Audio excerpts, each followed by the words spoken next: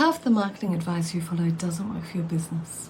Hi, I'm Kath Pay, and this is From the Hammock, where I test email marketing advice and call out the practices that don't actually work.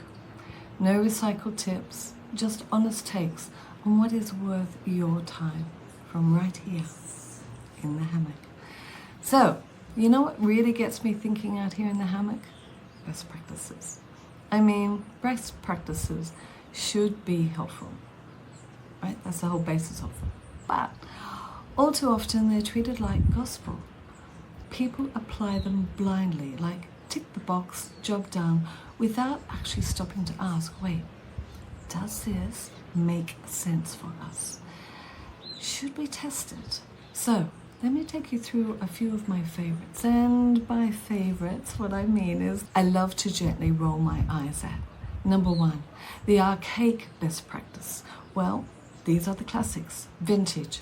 Like, a subject line should be short. Send 10 a.m. on a Tuesday. Only have one call to action. Honestly, these tips were already outdated when Game of Thrones first aired. But somehow they still show up in strategy decks, articles, and social media posts. Email marketing has evolved.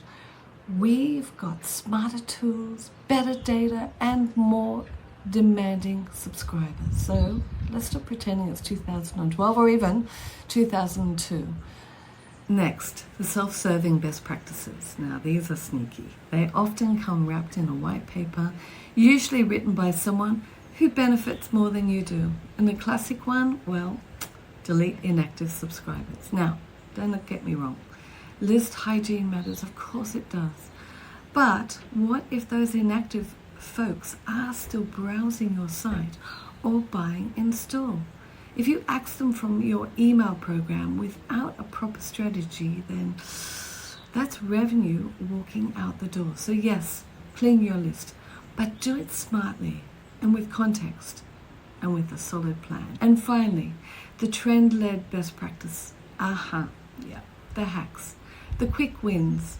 Stick an emoji in your subject line. Use to boost open rates. But have you tested that? Or are you just simply copying your competitor, who might be copying someone else, who actually never tested it in the first place? You getting my drift here? Trendy does not equal effective, especially if your audience actually isn't into it. So here's the thing. There's no universal rule book in email. What works for one brand might tank for another. Your audience is unique. Your brand voice is unique. So your strategy, well, it should be unique too. So next time someone says, well, best practice says, then pause, raise an eyebrow, and ask, but does that actually make sense for us? And should we test it? So if you're up for challenging the so-called rules and building a strategy that actually works, then stick around. I'll be here each week, hammock side, sharing one idea at a time.